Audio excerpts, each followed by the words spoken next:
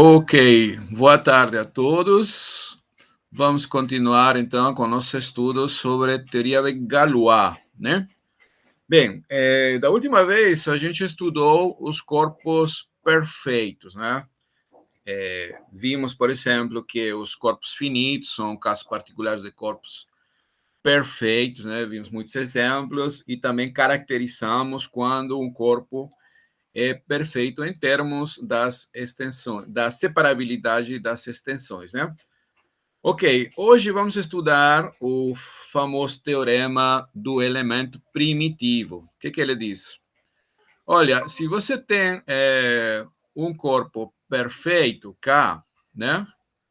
Então, toda a extensão finita de F sobre K vai ser uma extensão simples, certo? Uma extensão simples. Então, lembrando, o que significa isso? Que F vai ser igual a K anexado a algum alfa, né? Algum elemento alfa de F, certo? Algum elemento alfa de F, tá? Isso significa que vai ser uma extensão simples, ou seja, uma extensão finitamente gerada, mas gerada por um elemento só. Tá ok? Muito bem. Então, vamos ver a demonstração desse teorema. Ok?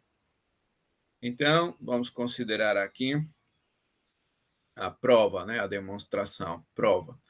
Olha, vamos separar em dois casos, tá? Em dois casos. Então, o primeiro caso que vamos considerar, né? É que, ou vamos assumir que o corpo K é finito, né? K é finito, né? O que acontece quando K é finito. Ok, como a extensão é finita, né? Ou seja, F é uma extensão finita de K, né? É finita.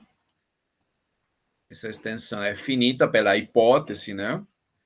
Então, esse F vai ser um corpo finito também.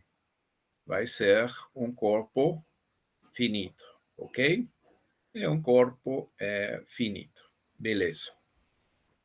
Muito bem. E então, agora a gente vai usar o fato de que o grupo das unidades, né? O grupo das unidades, ou seja, o grupo multiplicativo formado pelos elementos de F diferentes de zero, vai ser um grupo cíclico. Então, isto daqui vai ser um grupo cíclico. Digamos que ele vai estar gerado por um elemento, né? Gerado por um elemento alfa, tá? Então, é um grupo cíclico, né? É um resultado sobre a estrutura dos corpos finitos, né? Sempre que você tem um corpo finito, automaticamente seu grupo de unidades, seu grupo multiplicativo é cíclico, gerado por este daqui. Ok, isso significa que qualquer elemento, né? Se você toma um elemento A, digamos, em F estrela, ou seja, um elemento de F diferente de zero, então A vai ser uma potência de alfa, né? Então, A vai ser alfa elevado a N, certo? Para algum inteiro N, certo? Para algum N inteiro, né? Ok. Muito bem. Então, certo? Isso significa então que F, né? F estrela vai estar contido no corpo K anexado o elemento alfa, né? Se eu anexo o elemento alfa a K, isso vai ser um corpo, né? Então, F estrela, por causa do anterior, né? Todo elemento alfa N, este alfa N mora... opa, esse elemento aí mora aqui, não é isso? Mora aqui. Então, qualquer elemento aqui está aqui. Mas o zero também pertence, né? Mas o zero também, obviamente, né, o zero pertence aqui, certo? Mas o zero pertence aqui, ok? O zero também pertence aqui. Isso implica aqui que F está contido, né, aqui, certo? Agora, como alfa é um elemento de F, né? Como alfa é um elemento de F, obviamente esse corpo é um corpo intermediário, né? Então esse K alfa vai estar contido, né? Obviamente dentro de F, certo? Então, juntando essa inclusão com essa daí, né? A gente conclui então que F é igual a K de alfa. Portanto, essa extensão é uma extensão simples, mas ainda, né, temos aqui um gerador concreto, né? Seria o gerador do grupo cíclico das unidades, ok? Muito bem. Então, caso 2, segundo caso, né? Estamos assumindo. Quer dizer, no primeiro caso, a gente trabalhou, né? Quando K é finito, certo? Corpo finito, né?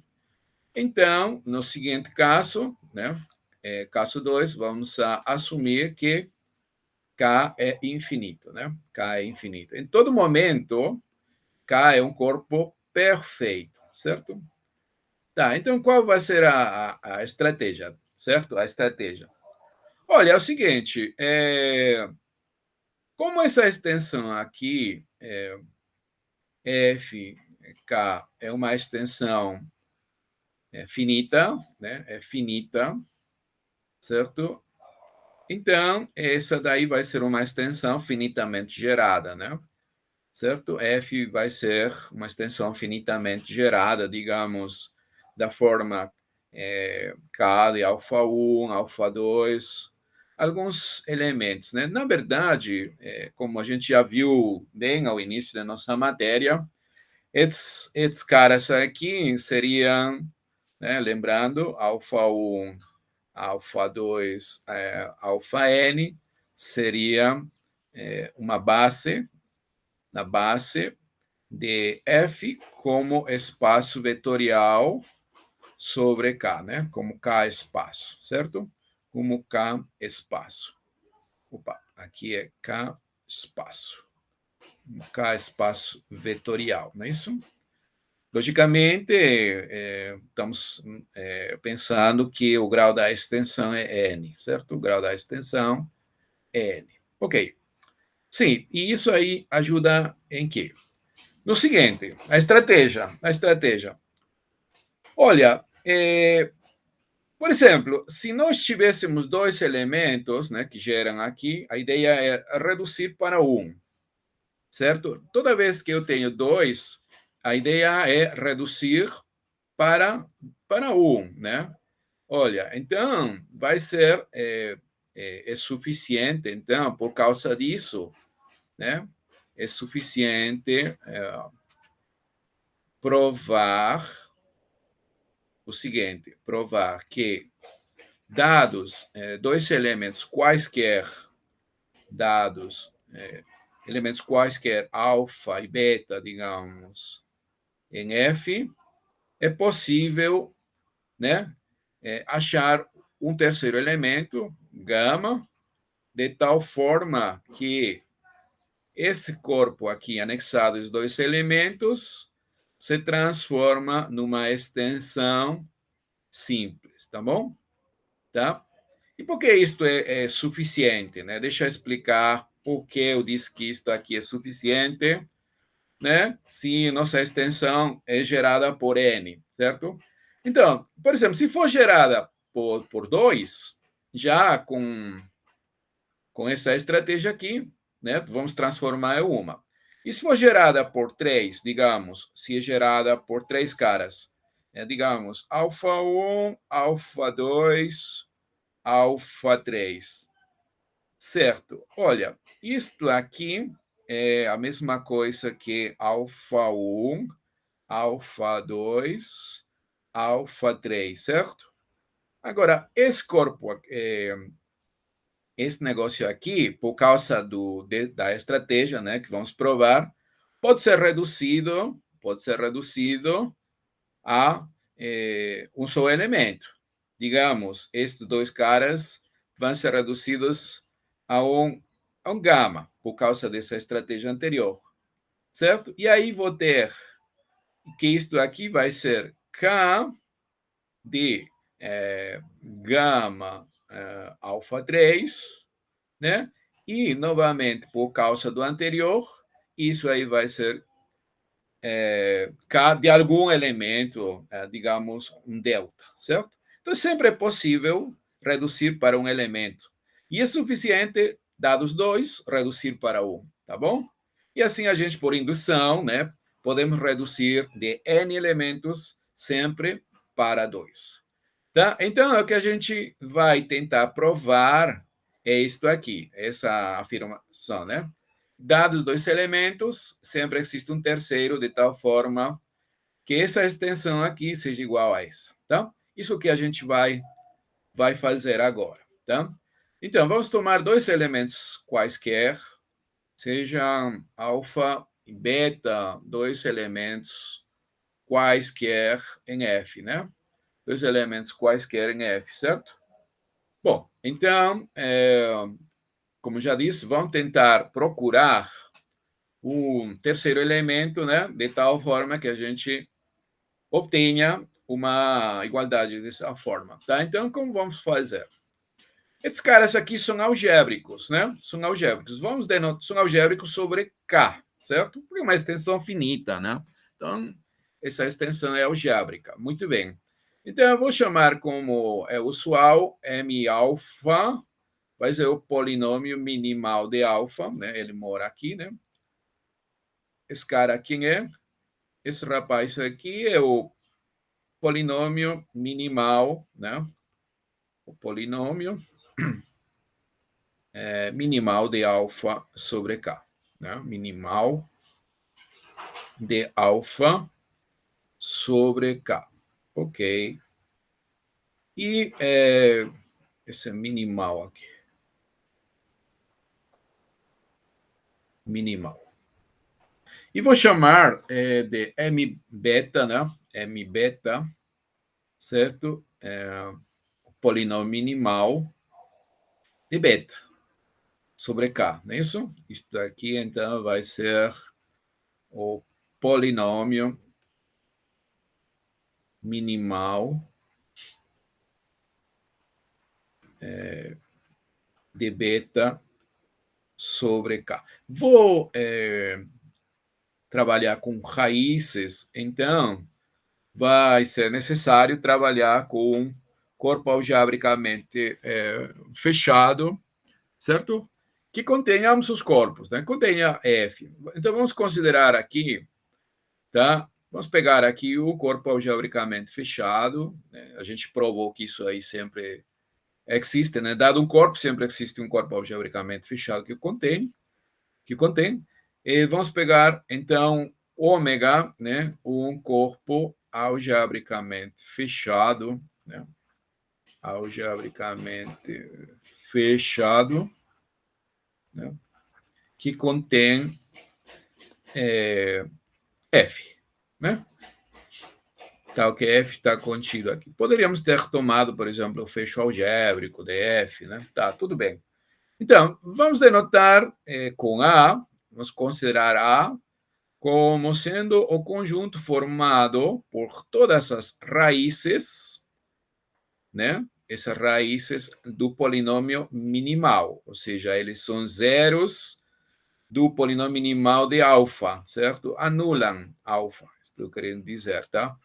E eles, a princípio, moram nesse corpo algebricamente fechado, né? O que importa aqui é que esse conjunto aqui é finito, tá? Então, este daqui é um conjunto finito. Como conjunto, conjunto finito, né?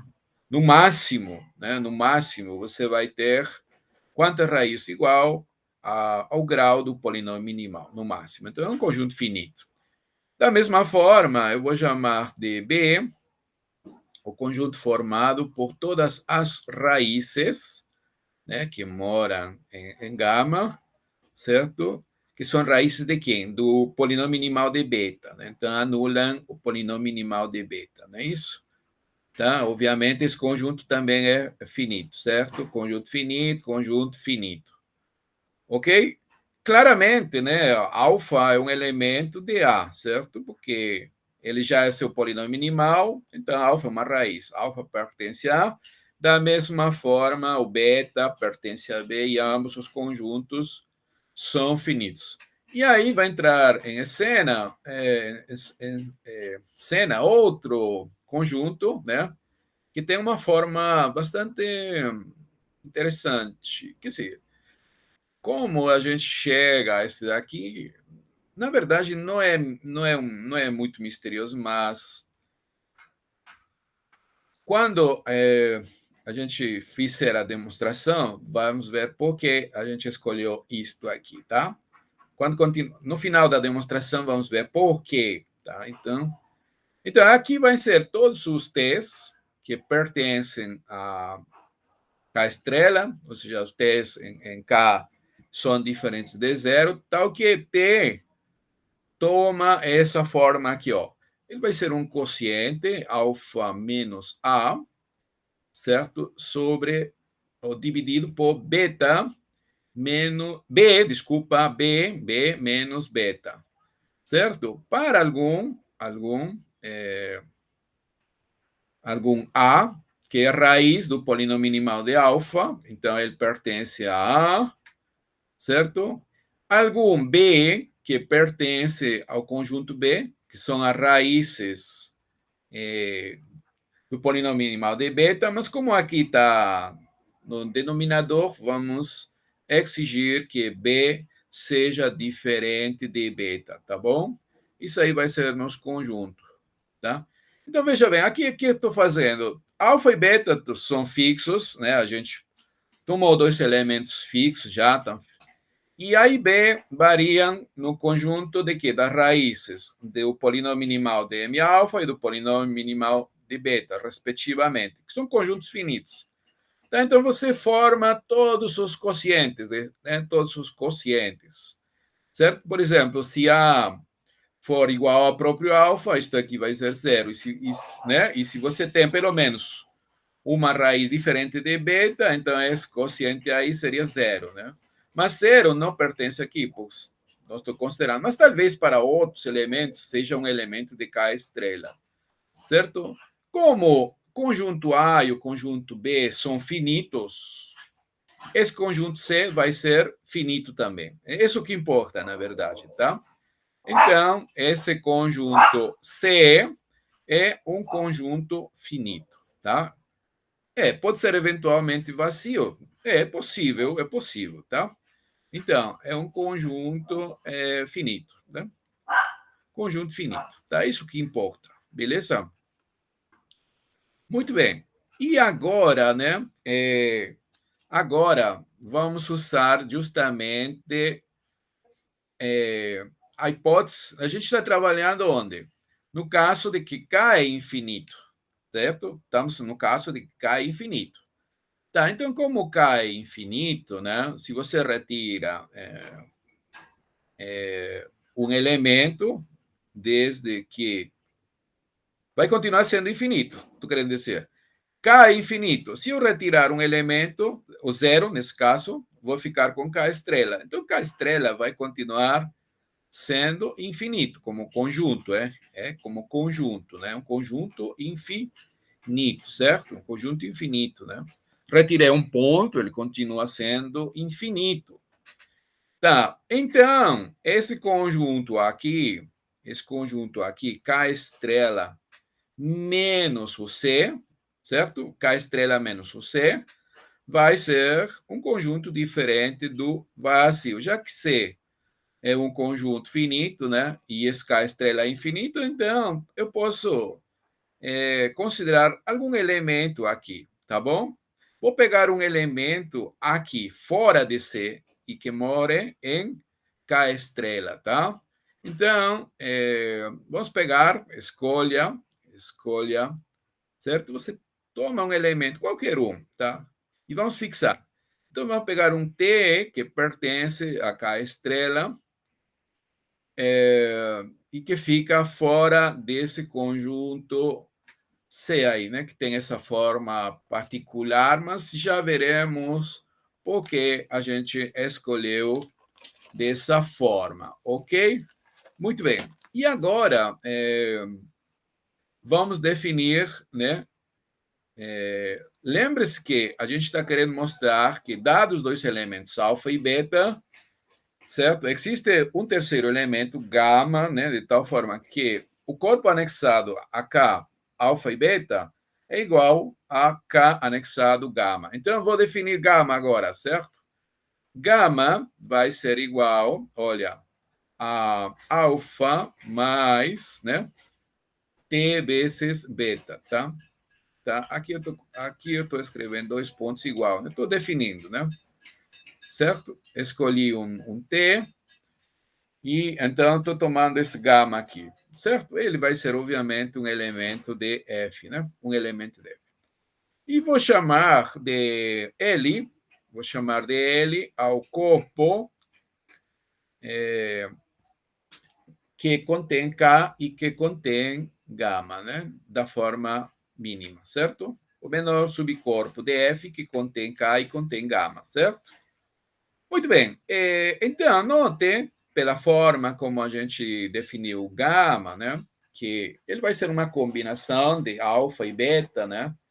Este é um elemento de K estrela, portanto, um elemento de F, né? Porque lembre-se que F está aqui, vamos fazer nosso diagrama. Aqui está o K, né? E aqui está esse L que a gente tomou, tá? Aqui está. Muito bem. É um corpo intermediário, né? Ok. Então, note que, sim, mas eu estou mais interessado realmente, mais que em F, estou interessado nesse corpo aqui, né? K anexado alfa e beta, certo? Alfa e beta. Né? E esse L que eu tomei aqui é K e gama. Olha, esse gráfico já está dizendo que está incluído, esse daqui está incluído. E claro, porque, olha, gama é uma combinação de alfa e beta. Então, note que K de gama está claramente contido em K de alfa e beta, porque o gerador gama já nasceu como uma combinação de alfa e beta, ok? Muito bem. Mas afirmamos, né, que a inclusão recíproca é verdade também. E isso aí demonstraria nosso teorema, tá? Então, vamos afirmar aqui, afirmação, certo? Vale essa inclusão recíproca, vale isso daqui. Isso aqui também é verdade, certo? E como vamos provar isso aqui, tá? Isso aqui vai ser agora nosso problema, né? Então, vamos provar. Tá, para demonstrar isso, o que a gente vai fazer é o seguinte. Vamos considerar aqui um polinômio da seguinte forma. Olha, vamos considerar o polinômio f na variável x, definido como sendo o polinômio minimal de beta, certo? Avaliado em gama menos x quocientado por esse t aí, tá? Então, como gama é um elemento de L, esse é nosso L, né? Esse daqui é nosso L, por favor. Nós estamos chamando de L esse daqui, né? Estamos chamando de L, tá certo? Este daqui é nosso L, tá? Ok. Então, como esse gama aqui pertence a L, né? Isto daqui realmente é um polinômio. E o polinômio, esse é um polinômio com coeficientes em L, eu estou querendo dizer. Por quê? Porque o polinômio minimal de beta ele tem coeficientes em K, mas K está contido em L, é isso? K está contido em L, certo? Então, esse aqui mora, né? Que tipo de polinômio é esse? Pois bem, onde figurava a variável x, você troca por isso daqui, né? Estou fazendo uma mudança aqui, né? Gama menos x dividido pelo t, certo? Por este que você escolheu. Tá, tudo bem. E eu posso considerar também o polinômio minimal alfa, né? Esse polinômio minimal, também posso considerar aqui, né? Já que ele, na verdade, ele mora em K, né? Vamos ser mais explícitos aqui. Ele mora aqui, mas eu vou olhar aqui, né? Em L de x, tá bom? E vou considerar o maior divisor comum de ambos os polinômios aqui em L, certo? Em L, tá? Então, vou chamar de G, seja G, o maior divisor comum, né? O MDZ dos polinômios F, né? E M de alfa, M alfa, certo? Como ambos os polinômios são polinômios do anel L de x, então esse G pertence a L de x, certo? Um polinômio com coeficientes em L, tá? Por isso que eu estou trabalhando aqui, né? Ok. Agora, o cálculo do maior divisor comum, né? Qual é a forma mais simples que a gente faz? Por exemplo, nos inteiros, nos números inteiros, falando dos números inteiros, para calcular o maior divisor comum, né? O que a gente faz cada inteiro decompõe como produto de primos, potências de primos, né? E aí a gente escolhe os primos comuns com o menor coeficiente, o menor expoente, tá? E esse daí vai ser o maior divisor comum. Esse fato aí pode ser feito onde? Em qualquer domínio euclidiano. Quer dizer, qualquer domínio de fatoração única, desculpa, né? Mas aqui no polinômios, ficaria bem mais simples se a gente trabalhasse com a raiz, ou seja, decompondo tudo em fatores lineares. Isso é possível fazer onde? No corpo algebricamente fechado, que a gente considerou. E outra coisa é que o cálculo do polinômio G não muda se a gente mudar de corpo, tá? Então, vamos trabalhar, né, no corpo algebricamente fechado, né, que a gente considerou, certo? Então, é nesse anel de polinômios aí, certo? Olha, aqui, esse gama é um corpo que contém todos esses negócios, porque ele contém a F, né? A gente escolheu um corpo algebricamente fechado que contém F, tá? Então, a gente vai trabalhar sobre esse ômega aí, sobre esse ômega, né? Em ômega, certo? Ômega, esse corpo algebricamente fechado. Então, nisso aqui, tudo esse polinômio F e o polinômio minimal, M alfa, podem ser faturados como produtos de fatores irredutíveis. Então, você vai pegar apenas os caras comuns. Então, a forma desse G vai ser a seguinte: G menos A. Então, aqui, essa tem que ser raízes comuns de F e de M alfa, certo? Quer dizer, esse A tem que morar em A, A é o conjunto das raízes, tá bom? Lembre-se que A denota, certo? O conjunto das raízes do polinômio minimal, tá? Mas A também tem que estar dentro do conjunto das raízes de D, tá? Das raízes de D. Quem é D? D são conjunto de raízes de F, desculpa. Quem é D? D é o conjunto das raízes de F. Aqui vou anotar. D vai ser, por favor, aqui, quer dizer, eu deveria ter escrito aqui, onde esse D, né, é igual a conjunto formado por todos os elementos de ômega que anulam F, né? Ou seja, conjunto das raízes de F, não é isso? Tá. Então, aqui é bem simples calcular o maior divisor comum, porque você fatora F e fatora o polinômio minimal, né? Podem ser fatorados dessa forma, né? E você vai tomar dessa forma aqui, os comuns. Alguém pode reclamar, certo? Alguém pode reclamar e de fato com bastante propriedade, porque não aparecem expoentes aqui. Isso, muito bem.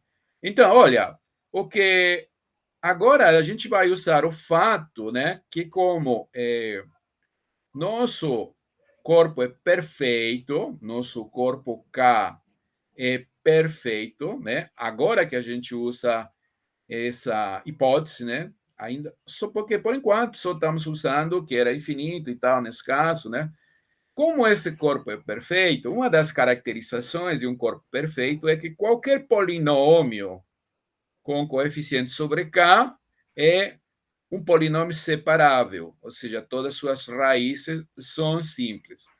Então, as raízes, né? As raízes de A, que sim, desculpa, de A não, de M alfa são simples. Então, na fatoração, né, elas vão ter apenas expoente 1, tá bom? É por isso, tá? Essa é a explicação, então, certo? Bom, se nós voltamos a esse conjunto A, né? Esse conjunto A, certo? Eu disse é um conjunto finito, certo? A princípio, né? Que eu disse que a cardinalidade dele é menor ou igual que o grau do polinômio minimal. Mas, na verdade, por causa do comentário que eu fiz, né? E o fato de que K é perfeito, né? A cardinalidade de A realmente coincide com o grau do polinômio minimal, certo? Tá. E a cardinalidade de B é igual ao grau do polinômio minimal de beta, certo? Embora o que interessa aqui é que são finitos, né? Mas, concretamente, são iguais aqui, por causa de que que K é perfeito. Muito bem. Certo. Então, já temos essa forma de G, não é isso? Agora, essa interseção, né? A inter D. A inter D. Muito bem, vamos ver. Agora, note que o seguinte, se você aplicar o polinômio f em alfa, quem era o polinômio f mesmo? Olha, aqui, ó. M beta em gama menos x dividido por t.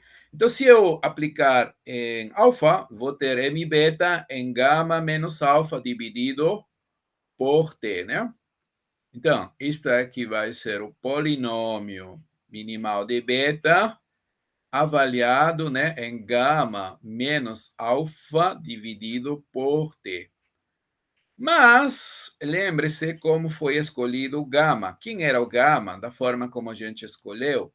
Esse daqui é alfa mais t vezes beta, não é isso? Tá? Então, essa diferença aqui, gama menos alfa, vai ser realmente t vezes beta, né? Isto aqui, então, vai ser t vezes beta. E como está dividido por t, vai ficar simplesmente beta. E, obviamente, beta anula seu polinômio minimal, né? Então, está dizendo que alfa é uma raiz de f. Então, ela está em D. Mas alfa, obviamente, é uma raiz de seu polinômio minimal. A é o conjunto da raiz do polinômio minimal de alfa. Então, alfa pertence a isto aqui, tá? Então, essa interseção, pelo menos, tem alfa. Olha, mais ainda, essa interseção se reduz a S alfa, tá? Certo? Ainda mais, vamos colocar aqui, mais ainda, realmente, essa interseção, tá? A inter D se reduz a alfa, né? O lado direito está contido no lado esquerdo, por causa disso. Vamos ver que qualquer elemento daqui está contido, quer dizer, é igual a alfa, né? De fato. Vou tomar um A na interseção e mostrar que necessariamente é igual a alfa, certo? Seja A um cara que pertence A inter D, certo? Bom, então, em particular, esse A aqui é uma raiz de M alfa, porque mora em A, e também vai ser uma raiz de F. Então, como são as raízes de F? Como são as raízes de F? Como é o polinômio F? F dessa forma. Então, se você substituir aqui, significa gama menos A sobre T, vai anular o polinômio M beta. Ou seja, vai ser uma raiz de M beta. Então, vai estar em B. B é o conjunto formado por tais raízes, né? Então, significa que gama menos A dividido por T tem que ser um elemento de B. Por quê? Vai ser uma raiz de M beta, né? M beta, certo? Pela forma. Ok, isso aqui significa, então, que gama de A vai ser dividido por T, vai ser igual a B para algum B que pertence a B. Para algum B, vai ser dessa forma, não é isso? Algum B no conjunto B. Ok. Isto aqui implica de que gama pode ser escrito como sendo igual a mais T vezes B, certo? Mas quem era gama? Gama mesmo é como foi escolhido. Lembre-se que gama é igual a alfa mais T vezes beta, não é isso? Ok. Então, a gente vai ter isto daqui, né? Perfeito. Isto aqui origina a seguinte igualdade. Alfa menos A, né? Vai ser igual, vamos passar esse T beta do lado direito, fatorar T, e a gente vai ter T vezes B menos beta, ok? E aqui que vem o interessante. Esse A é um elemento de A, não é isso? Este é um elemento de A, ó. Ele está em A. E esse B está em B, certo? Então, caso isto aqui seja diferente de zero, pode passar a dividir, né? Então, se esse B for diferente de beta, certo? Então, nosso T, que forma vai ter? Olha, espaço a dividir vai ser alfa menos A, vai ser alfa menos A dividido por B menos beta, não é isso? Tá? Teria essa forma, com A em A, no conjunto A, e B no conjunto beta. Mas se lembrarmos da construção do conjunto C é justamente dessa forma, ó, são dessa forma, né? Né? Para algum A, raiz do polinômio minimal M alfa, B, raiz do polinômio M beta, e esse B diferente de beta, não é isso? Então, isso significaria que T pertence a C. Mas nós escolhemos, a gente pegou um T fora de C. Ah, então isso aí não pode ser, certo? Então, isso daqui estaria implicando que T pertence a C. Mas isso aí seria uma contradição, porque a gente escolheu o T fora de C. Tá? Então, o que está acontecendo? Isto aqui não pode ser, portanto, B igual a beta, né? Necessariamente, né? Caso contrário, chegamos a uma contradição. Tá, e se B é igual a beta, nessa igualdade aqui, esse lado direito seria zero, porque B menos beta são iguais, é zero. Então, você teria que alfa menos A é zero, e, portanto, alfa seria igual a A. O A seria igual a alfa. Então, A vai ser igual a alfa, tá? Isso aí mostra o que a gente demonstrou, né? Que se afirmou. Nós pegamos um cara na interseção, né? Na interseção, e vimos que necessariamente tem que ser igual a alfa, né? Portanto, né?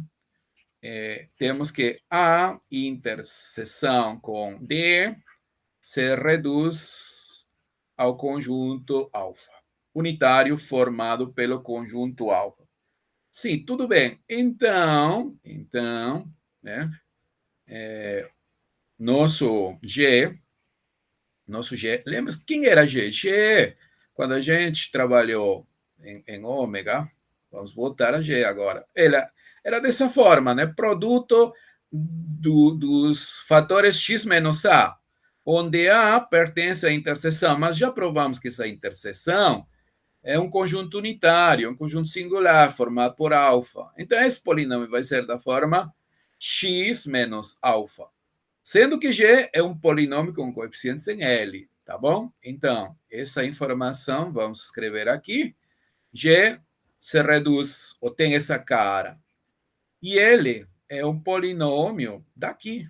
Ele é um polinômio daqui, dl de x. Isso significa que todos os seus coeficientes estão em L.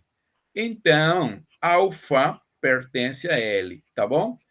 Certo, muito bom. Alfa pertence a L. Beleza. E, finalmente, né, para acabar já, como gama é igual a alfa mais t vezes beta, né?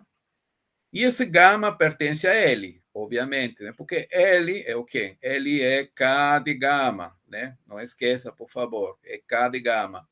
Ele tem L. Acabamos de provar que L, alfa, pertence a L. E o T é um elemento de K, de fato, um elemento diferente de zero, não é isso? Claro.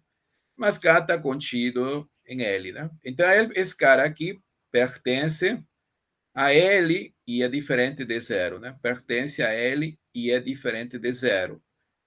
Isso significa, então, daqui, beta, né, vai ser igual a quê? Beta vai ser igual a gama menos alfa dividido por T. Tudo dentro de L. Então, esse cara é um elemento de L também. Beta é um elemento de L e alfa também. Isso significa, então, que K de alfa e beta, né? O corpo anexar, quer dizer, o corpo formado a anexar a K, alfa e beta, está contido dentro de L, certo? Muito bem, e isso aí demonstra a outra inclusão, né? Porque lembre-se que nós afirmamos que essa inclusão também era válida, e como este L já está contido aqui, necessariamente vale a igualdade, tá? Assim, né? Assim, K alfa beta é igual a L, né? Mas quem é L mesmo? É K de gama, certo? Isso aí, então, demonstra nos teorema por causa da observação feita, né? Que é suficiente, dados dois elementos, dessa forma, reduzir para 1, tá bom?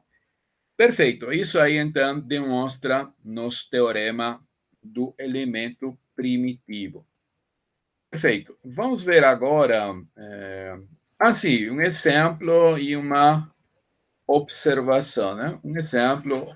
Esse exemplo aqui a gente já viu, na verdade. Vamos comentar no quadro aqui, então. Então, o primeiro exemplo, né? Um exemplo é o seguinte, né?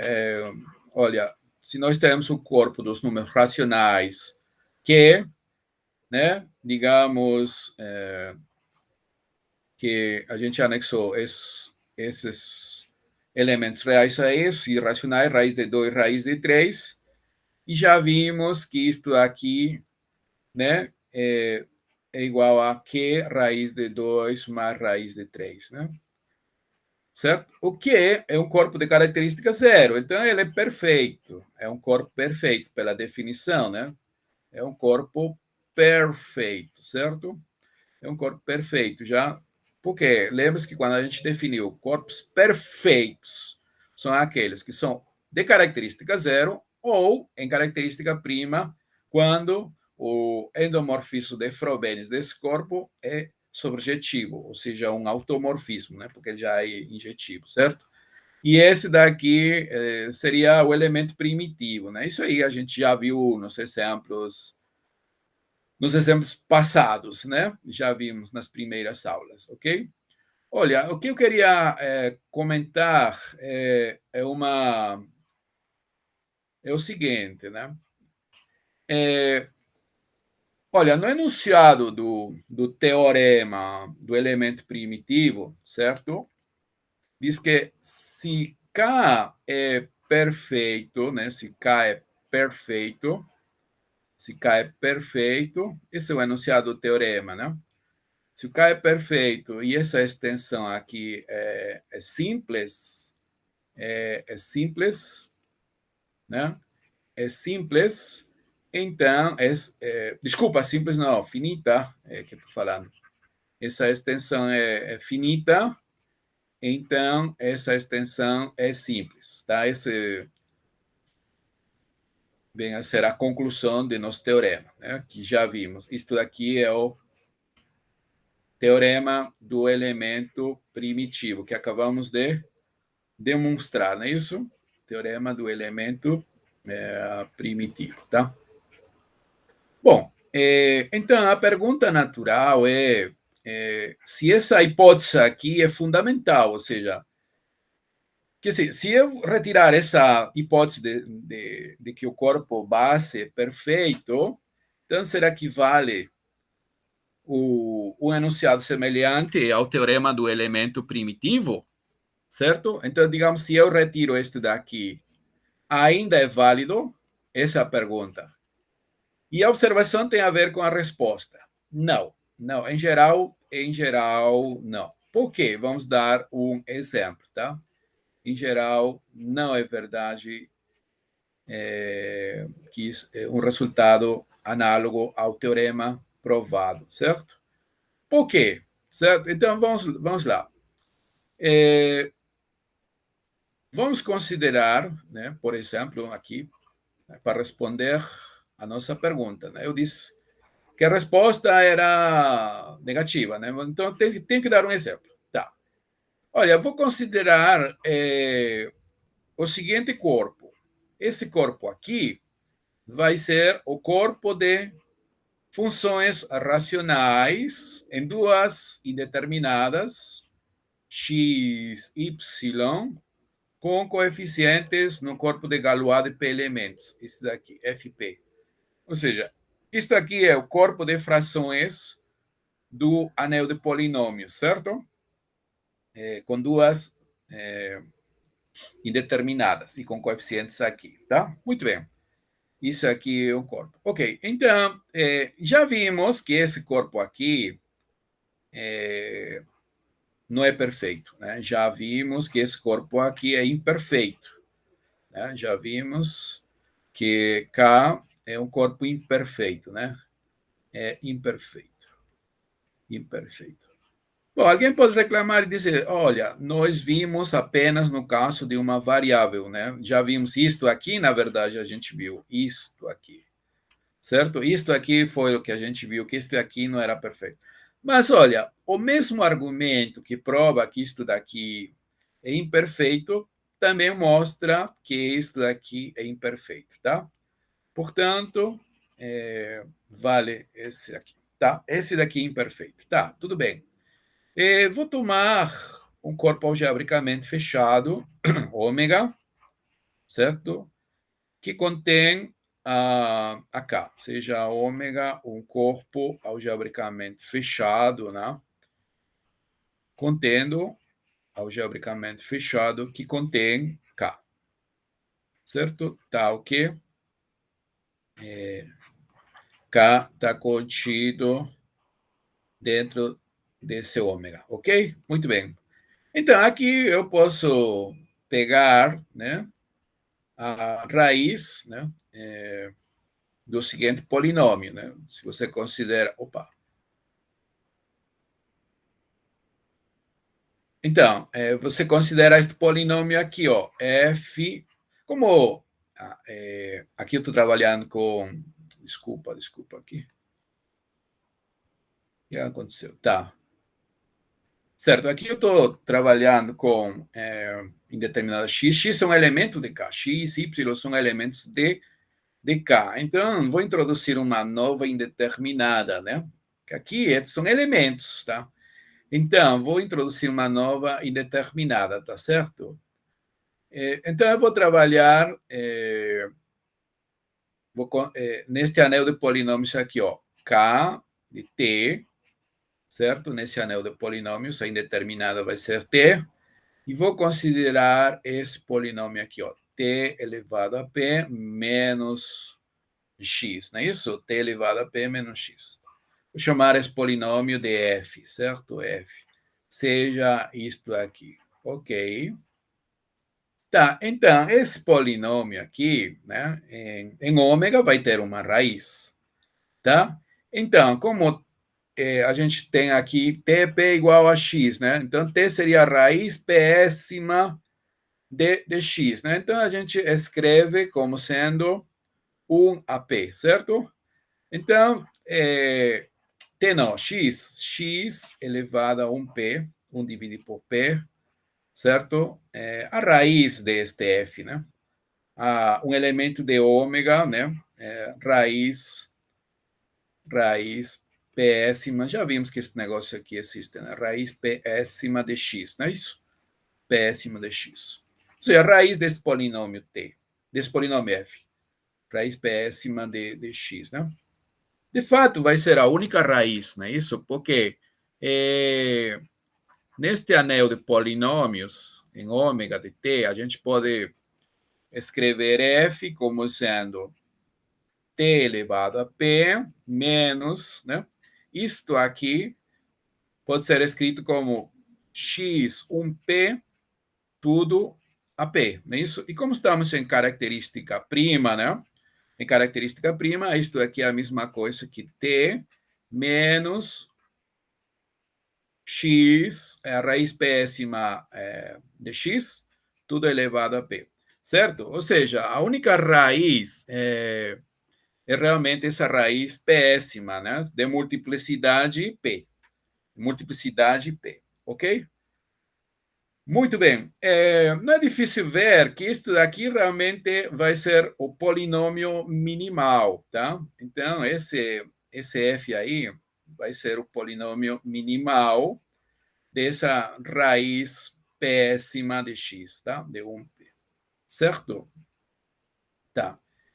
E da mesma forma, você pode mostrar que o polinômio minimal de y, da raiz péssima de y, né? Certo? Vai ser, obviamente, dessa forma. T elevado a p menos y, né? Polinômio minimal, correto? Minimal, né? Coeficiente em k na indeterminada t.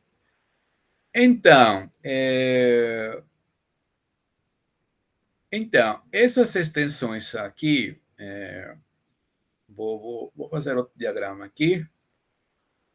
Vou fazer o seguinte: aqui vou anexar a x, desculpa, a k, vou anexar a raiz péssima de x e a raiz péssima de y, tá? Ok. E aqui temos apenas o corpo k anexado a raiz péssima de x. E por aqui, a k, vou anexar a raiz péssima de y, né? E aqui está o corpo base, tá? O fato de que esse daqui tenha polinômio minimal de grau p, né? Como vimos aqui, né? Este daqui tem grau p, porque este daqui era tp menos x, né? Tp menos x, certo? Tp menos x. Este daqui, tp menos x, não é isso? Tá? Então, eles têm grau P. Então, o grau da extensão desses elementos algébricos tem que ser P. Isto aqui, então, tem grau P. Isto aqui tem grau P. Não é isso? Ok. E esse grau aqui tem que ser menor ou igual que o produto, dos graus dos polinômios minimais. Tá? Vamos anotar aqui. É um resultado que a gente já viu, na verdade, né? Se você anexa a um corpo dois elementos algébricos, uma quantidade infinita de elementos algébricos, né? Então, o grau da extensão vai ser menor ou igual que o produto dos graus dos polinômios minimais sobre o corpo base, nesse caso, K. Então, esse tem polinômio minimal de grau P, esse aqui de grau P, então esse daqui vai ser de grau menor ou igual a P, tá bom? A princípio. Só que esse corpo aqui e esse corpo aqui são diferentes. Esse não está contido aqui, nem esse está contido. Por quê? Esse Y, raiz péssima de Y, obviamente não pertence aqui, né? Não pertence aqui. Nem esse pertence. Né? Então, olha, isto aqui no máximo tem grau P quadrado. Então, digamos que se isto daqui é igual a R, isto daqui é igual a um S, né? Pela fórmula multiplicativa, né? Eu vou ter que PR tem que ser igual a PS. Tá? E aqui, cancelando, você vai ter que R igual a S. Certo? Mas este daqui é menor ou igual a P quadrado. Menor ou igual a P quadrado. Isso aqui não pode ser 1, né? Então, necessariamente, este R igual a S vai ser igual a P. Tá bom?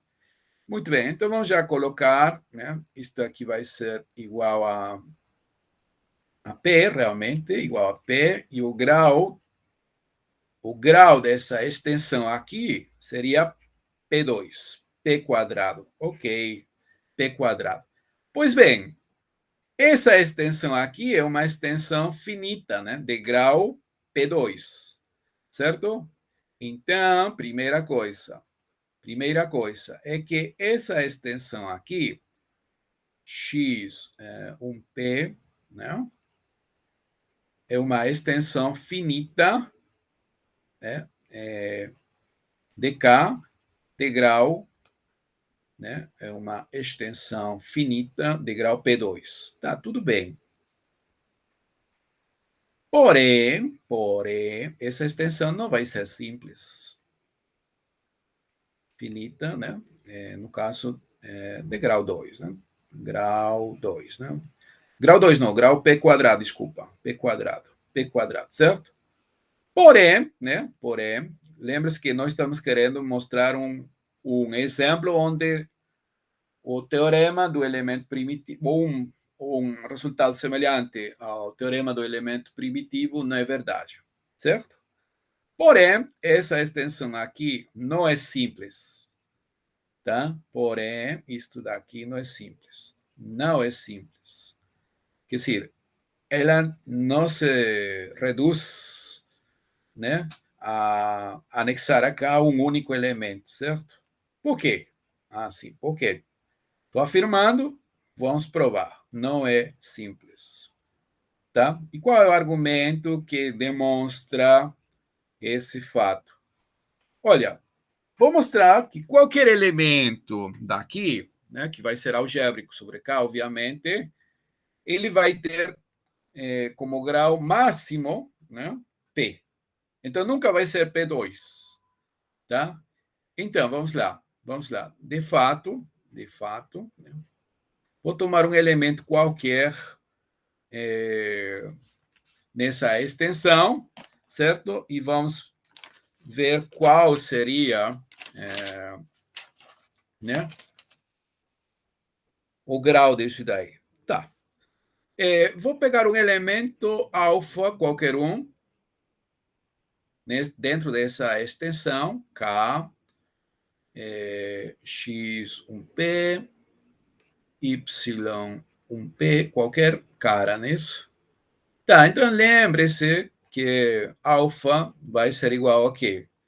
Vai ser a avaliação de um polinômio em duas variáveis com coeficientes em t, avaliado aqui em x, 1p, né, e yp, por causa dos resultados que a gente viu na primeira parte do nosso curso, né, onde f é um polinômio em duas variáveis, nas variáveis, digamos, ts, né?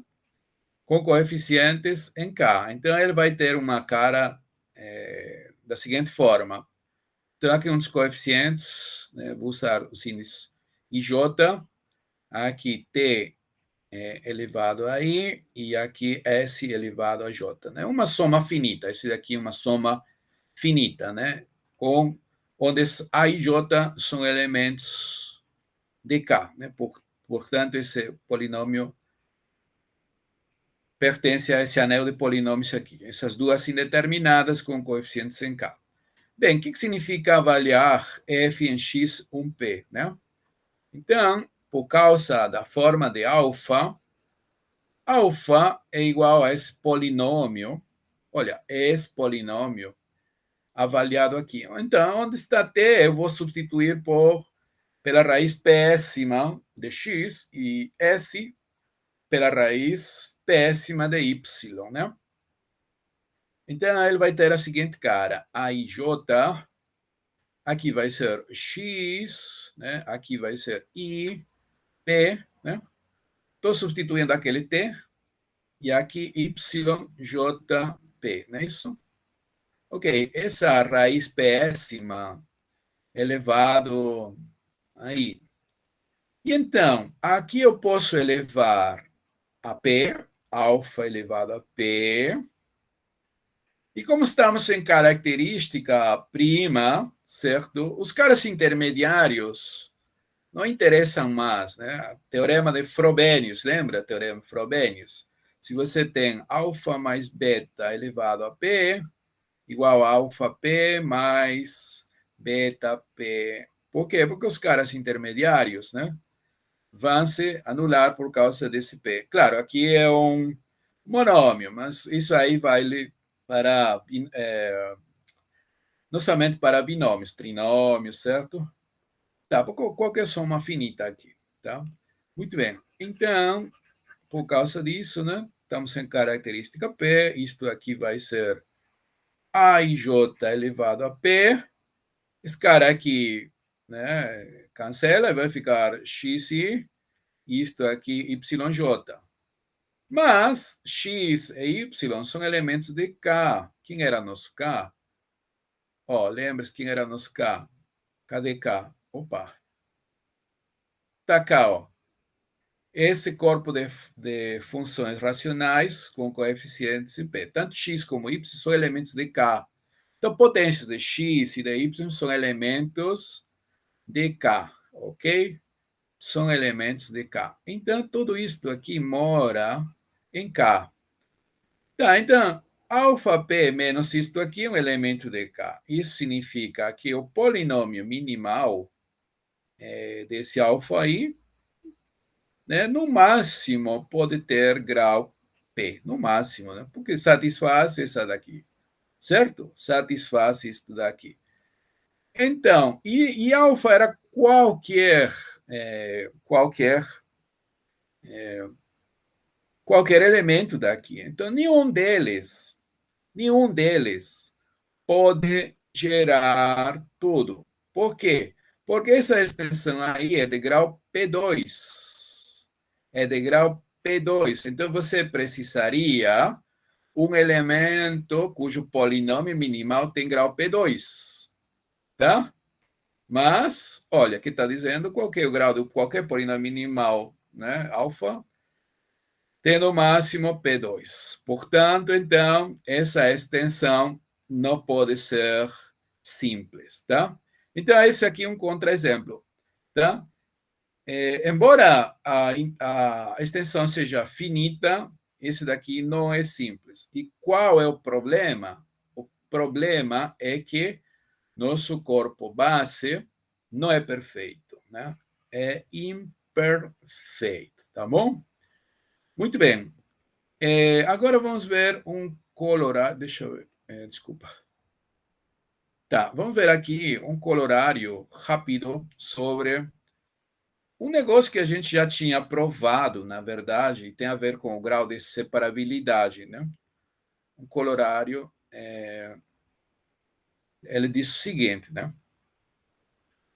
No lugar de colocar aí o enunciado colorário, vamos deduzir ele, tá? Vamos deduzir ele. O seguinte. Olha, então, digamos as hipóteses. Temos que K é um corpo perfeito, seja K um corpo perfeito, certo? E essa extensão aqui é finita, finita, tá bom? Finita. Muito bem. Então, pelo teorema do elemento primitivo, né, que mostramos, né, essa extensão necessariamente é simples, né? Então, ele vai ter essa cara, K alfa, né? Algum elemento de F, correto? Muito bem. Agora, isso significa, então, que esse grau aqui, né, o grau dessa extensão, pode ser facilmente calculado. Por quê? Porque esse F agora é K de alfa, né? E então, isso daqui nós sabemos, né, pelos primeiros teoremas, quando a gente começou a estudar as extensões algébricas, que esse grau aqui, quando alfa é algébrico, é exatamente igual ao grau do polinômio minimal, certo? Então, a primeira coisa que temos é que esse grau aqui, dessa extensão, se reduz ao grau, certo? Do polinômio minimal do gerador. Tá, tudo bem. Aí, tranquilo. Por outro lado, né? Por outro lado, se a gente toma, digamos, um fecho algébrico, seja K barra um fecho algébrico, né? Um fecho algébrico de K, certo? Ou seja, um corpo algebricamente fechado que contém K e que, além disso, K barra é uma extensão algébrica de K. Nós definimos, certo, o grau de separabilidade de F dessa extensão aqui, certo? E denotamos essa forma. Grau STS separabilidade, vamos anotar aqui para lembrar, né? Grau de separabilidade,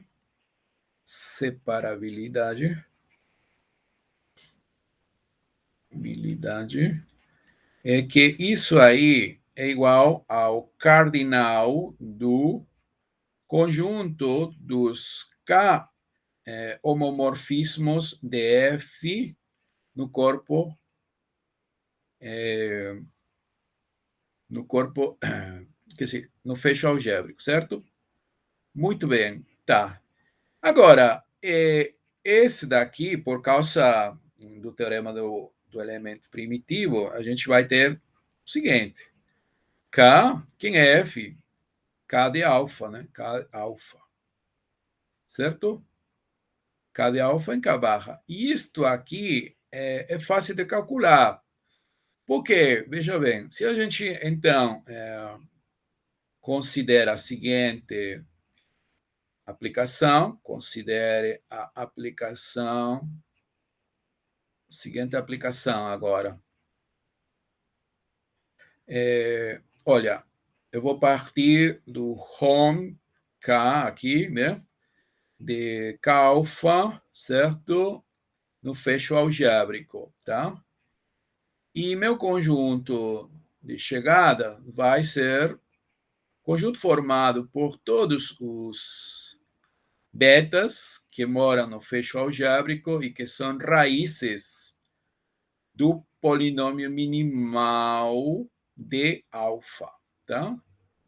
Certo? Por quê? Veja bem, olha, é o seguinte, esse conjunto aqui, né? Esse conjunto aqui, deixa eu ver aqui, tá, sim. Esse conjunto aqui, que cardinalidade vai ter? Olha, como nosso corpo é perfeito, então esse polinômio minimal é separável. Então, todas as suas raízes são simples, são diferentes, são distintas. Então, quantas a gente vai ter? Exatamente igual ao grau do polinômio minimal, certo? Tá. E qual é a aplicação? Sim, eu falei, considera a aplicação, mas qual é? Olha, toda vez que você pega um homomorfismo daqui aqui, um K-homomorfismo, simplesmente faz corresponder sigma avaliado em alfa. E isso aí vai morar aqui, vai ser uma raiz. Por quê? Porque como é K, um K homomorfismo, né? K homomorfismo, então vai deixar invariantes os elementos de K, certo? Então eles não mudam. Então, quando você aplica o polinômio minimal aqui, né, vai se anular também, tá? Então vai ser uma raiz aqui. E isto aqui vai ser injetivo, né? Isto aqui vai ser uma aplicação injetiva. Por quê? Porque alfa é o gerador aqui, então é suficiente, né, ver como é o comportamento de um gerador em alfa. Tá? E isto aqui vai ser subjetivo por causa do teorema de extensão de homomorfismos. Então, φ é uma bijeção. Esse daqui a gente já viu várias vezes, certo? Então, vamos anotar simplesmente, φ é uma bijeção, tá? Perfeito. Então, resumindo, como este aqui é uma bijeção, cardinalidade desse home vai ser igual à cardinalidade do conjunto da direita, né? Então, a gente vai ter cardinalidade do home, né? Do home, K alfa K barra vai ser igual à cardinalidade do conjunto formado pelas raízes, né? Raízes do polinômio minimal de alfa, tá? Tá. E como já falei, esse conjunto de raiz vai ter que cardinalidade? Exatamente igual ao grau do polinômio minimal. Por quê? Porque, como estamos sobre um corpo perfeito, esse polinômio é separável, todas as raízes simples, multiplicidade 1, são diferentes. Isto aqui, pelo que vimos, né? Pelo que vimos, é o grau de separabilidade. É o grau de separabilidade, não é isso? De quem? De F, né? Então, isto daqui é o grau de separabilidade. Opa, o que é isso? O grau de separabilidade, ok? Certo. Mas esse daqui é o quê? É o quê? É o grau da extensão, ó. É o grau da extensão, certo? O grau da extensão. Isto aqui, ao final, é o grau da extensão. Né? De fato, porque é uma extensão separável. Né? Toda extensão finita, né, é uma extensão separável. Na verdade, toda extensão. Sim, mas as extensões separáveis vimos que justamente o grau de separabilidade é exatamente igual. Então, é outra forma de demonstrar um fato já conhecido, certo? Sobre extensões separáveis, usando o teorema do elemento primitivo, desde que esse corpo K seja perfeito, tá bom? Isso aí seria o enunciado. E, finalmente, vamos, certo, provar um negócio que a gente vai usar depois, mas antes deixa eu falar da notação. Seja n um número natural maior ou igual a 1, tá certo? Então, vamos denotar esse número complexo aqui, se Zn, como sendo, certo? Uma das raízes primitivas da unidade, né? A mais simples de todas, ou seja, é a 2π dividido por n, não é isso? Esse número complexo aqui. Ou seja, este daqui é o cosseno de 2πn mais e seno de 2πn, não é isso? Um número complexo, não é isso? Um número complexo, certo? Esse número complexo, se a gente denota o n, certo? Aqui vão estar todos os números complexos né? Que são raízes enésimas da unidade, ou seja, z elevado a n vale 1, né? Isto aqui é um grupo, né? É um subgrupo multiplicativo, né? Um subgrupo multiplicativo, certo? Subgrupo multiplicativo, multiplicativo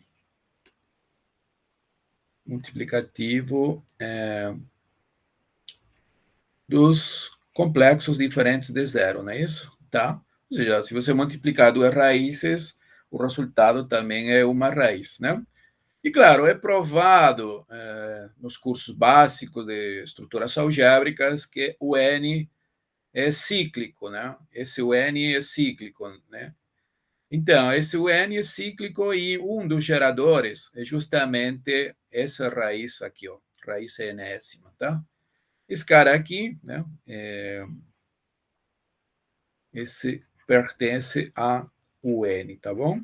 E ele é um dos geradores, tá?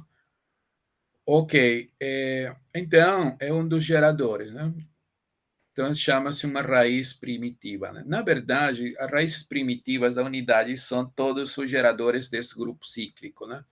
Esse aqui é um grupo cíclico de ordem N, portanto, ele tem que ser isomorfo ao prototipo dos grupos cíclicos, que são os íntegros residuais módulo N, né? Ok? Tudo bem. Tá, então, quais são as propriedades? Eu quero analisar isso daqui, tá? Então, vou tomar aqui, quer dizer, vamos anunciar a proposição para acabar a nossa aula de hoje, tá? Se você anexar aqui duas raízes primitivas da unidade, uma de ordem n e outra de ordem m, certo? Então, como a gente está trabalhando sobre um corpo de características zero, então esse corpo é perfeito, o teorema do elemento primitivo diz que este daqui tem que ser uma extensão simples. Tá, o interessante dessa proposição é que o gerador também é uma raiz da unidade, tá? Mas quem é esse daqui? Quem é? É K, onde, né? Onde esse K vai ser o menor múltiplo comum de M e N, tá bom? Vamos demonstrar esse resultado para acabar. Certo? Em todo momento, por favor, M e N são números naturais maiores iguais a 1, tá certo? Então, está dizendo, ó, tem que ser uma extensão simples, né? Claro. Mas, concretamente, né, explicitamente, quem é um gerador? Também é uma raiz da unidade. É K, no caso. Onde K é simplesmente o mínimo múltiplo comum entre M e N, tá? Prova, rápido, prova. Como a gente vai provar essa relação? Tá. A primeira coisa é que K é um múltiplo comum, né? K é um múltiplo comum de M e N, né? Então, como K é um múltiplo comum, você pode escrever dessa forma: K igual a M por M1, né?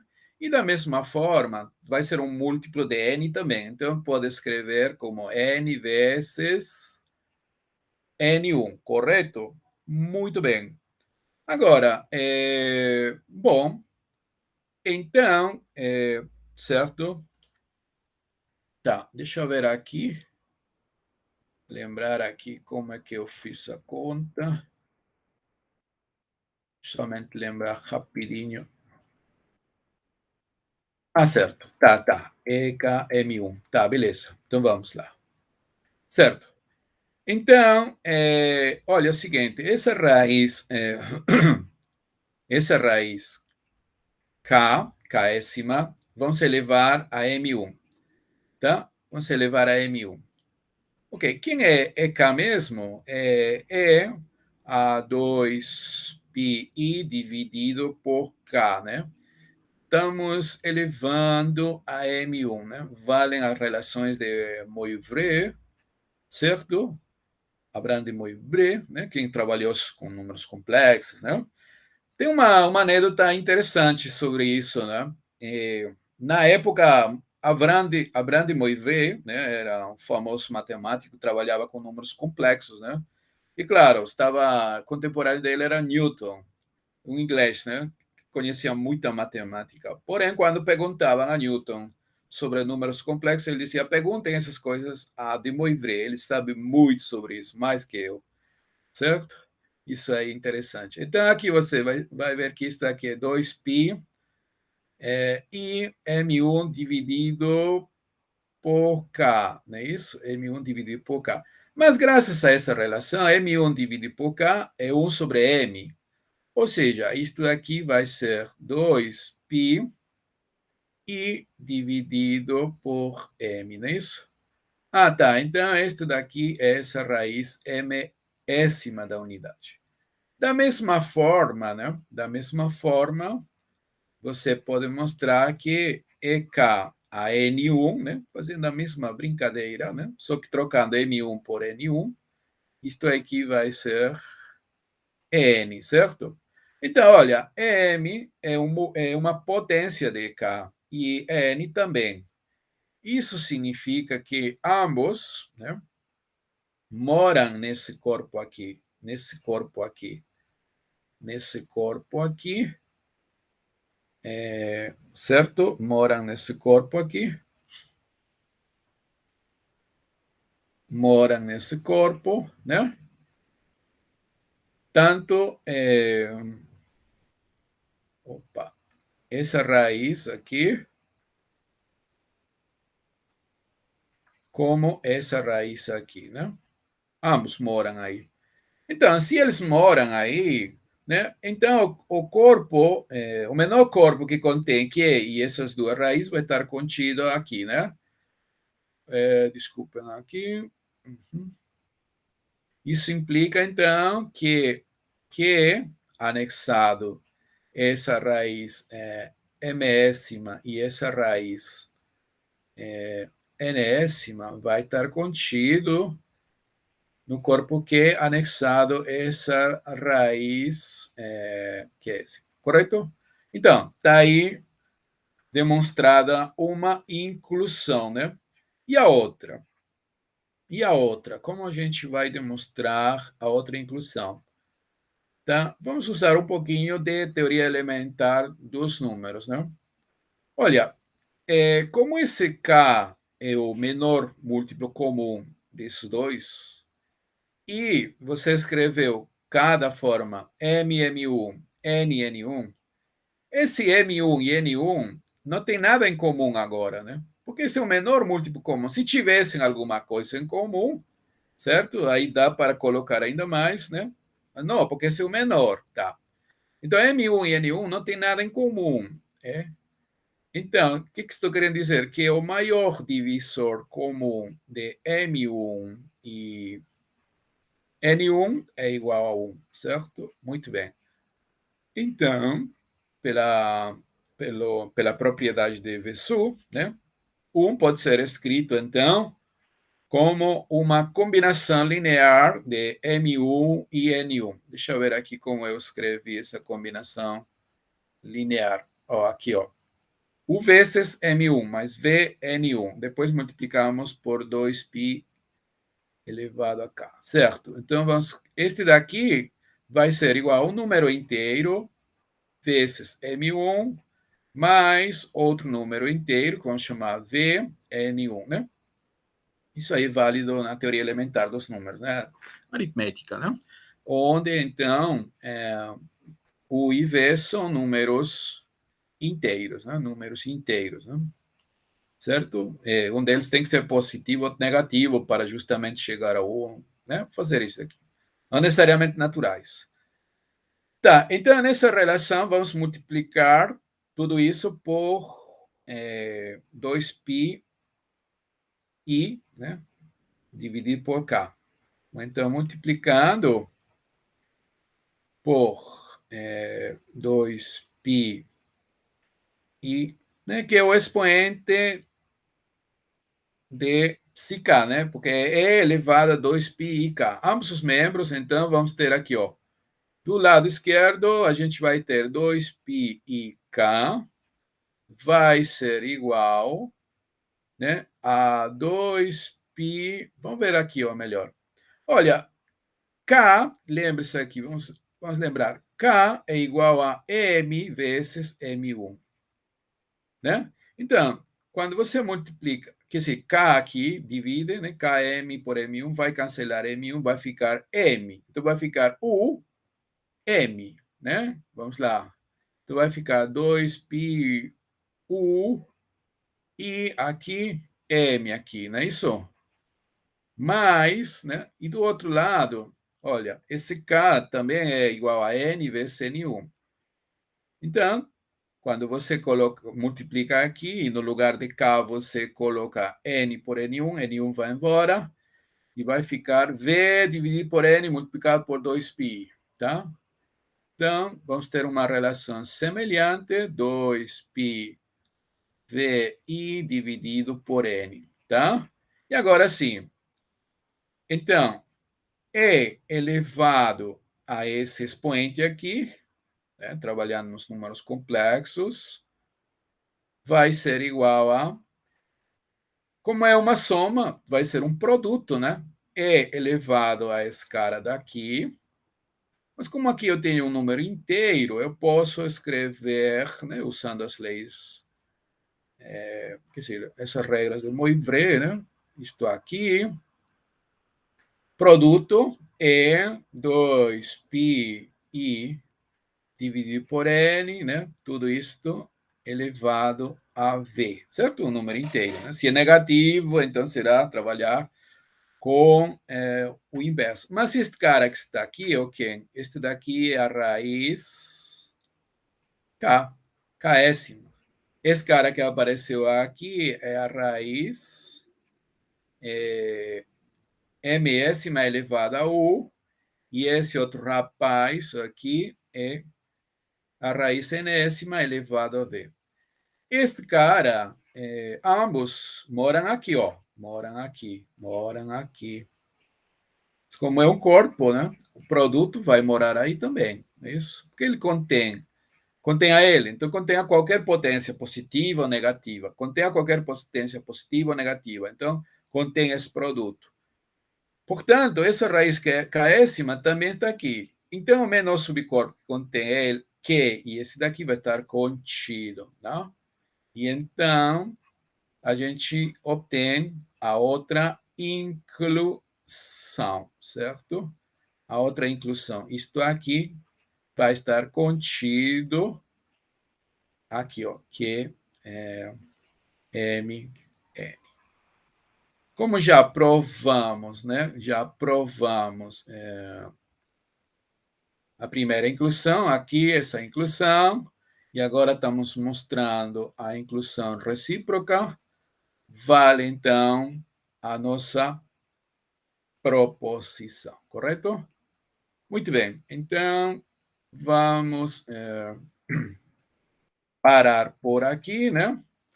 E já na próxima reunião a gente vai estudar a famosa correspondência de Galois, certo? Então vamos parar aqui.